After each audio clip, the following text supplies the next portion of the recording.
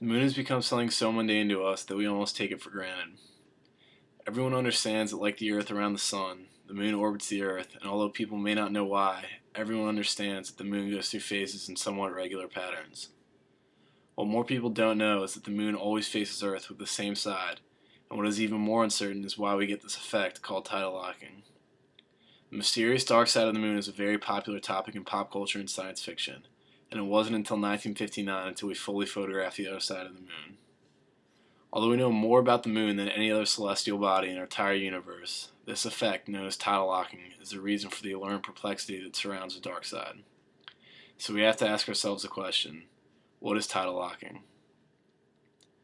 In its simplest explanation, tidal locking occurs when a body rotates on its axis at the same exact speed that it orbits whatever larger body its gravitational pull is influenced by. Scientists will say that this body's rotation to orbit ratio is 1 to 1. Like most things in nature, tidal locking has a cause and an effect, and this is simply just the effect. It is not a mere coincidence that over 30 bodies in our solar system alone are tidally locked to their larger body. To determine how the moon became tidally locked to our Earth, you must first start with it being unlocked, per se, or rotating at a faster rate than it's orbiting. Because of the inverse square law, the gravitational attraction the Earth has on the moon is not constant across the moon's volume. Due to this, the moon's gravitational equilibrium becomes distorted, and what are known as tidal bulges form. These bulges will transform the moon from a spherical shape to more of an elliptical shape. For explanatory purposes, imagine shooting a string from the center of the Earth straight to the moon and out through the other side, and using this as an axis for your bulges to be set upon.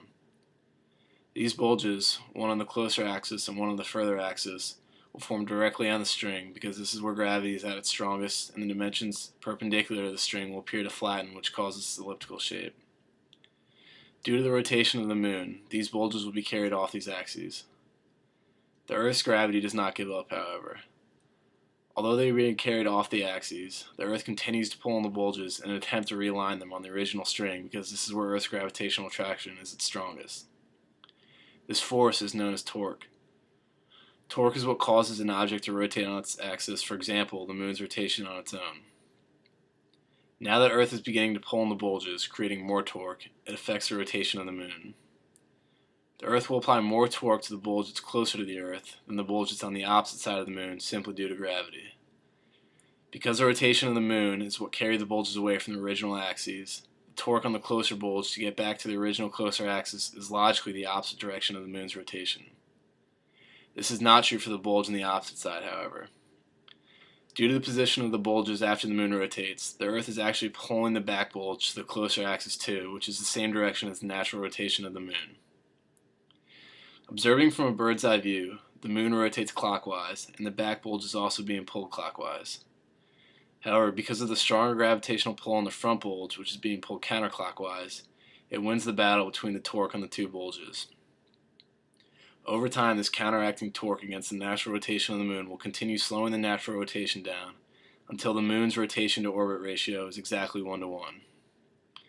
It is then when we experience what we call tidal locking. At one point in the history of the cosmos, the dark side of the moon was non-existent because the moon rotated at a rate where both of its sides could be viewed from Earth. However, over time this process slowed its rotation down, creating the infamous dark side of the moon. This is why when we look into the sky, we are always observing the same side of the moon.